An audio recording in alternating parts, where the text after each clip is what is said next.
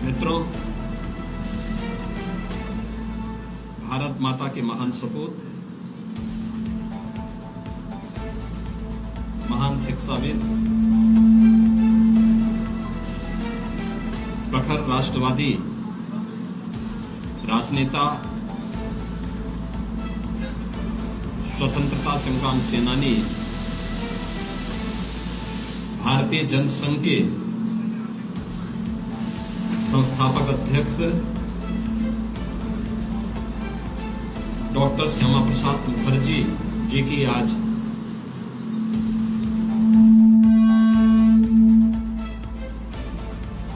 एक 125वीं पावन जयंती है। इस अवसर पर डॉक्टर श्यामा प्रसाद मुखर्जी जी के पावन स्मृतियों को नमन करते हुए उत्तर प्रदेश सरकार और प्रदेशवासियों की ओर से मैं उनके श्री चरणों में विनम्र श्रद्धांजलि अर्पित करता हूं। डॉक्टर श्यामा प्रसाद मुखर्जी 6 जुलाई 1901 को उनका जन्म होता है। मात्र 33 वर्ष की उम्र में कोलकाता विश्वविद्यालय के सबसे युवा कुलपति के रूप में उन्होंने अपनी सेवाएं दी। वे एक प्रखर वक्ता थे, स्वतंत्रता संग्राम सेनानी थे, महान शिक्षाविद थे। पूरा जीवन राष्ट्र माता के लिए उन्होंने समर्पित किया था। बंगाल के अकाल के दौरान उनकी सेवाएं पूरा देश स्मरण करता है। उनका जीवन भारत की एकता और अखंडता के लिए समर्पित रहा। आजादी के बाद पंडित नेहरू के नेतृत्व में बनी पहली सरकार में भारत के खाद्य और उद्योग मंत्री के रूप में उन्होंने भारत के अंदर खाद्य की आत्मनिर्भरता और देश के औद्योगिकीकरण की जो नींव रखी थी, वह नए भारत में भी स्पष्ट देखने को मिलती है। नेहरू सरकार के तुष्टीकरण की नीति के विरोध में उन्होंने मंत्रिमंडल से इस्तीफा दिया। भारतीय जनसंघ का गठन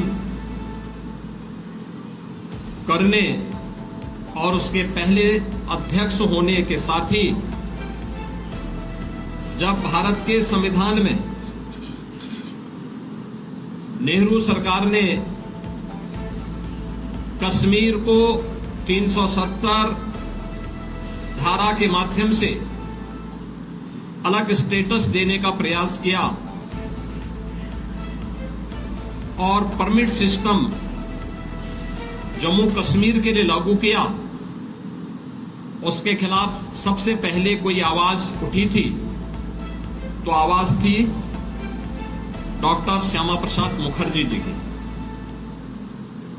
उन्होंने उस समय एक नारा दिया था, एक देश में 2 प्रधान, 2 विधान और 2 निशान नहीं चलेंगे।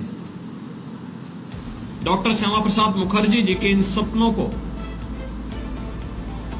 साकार किया है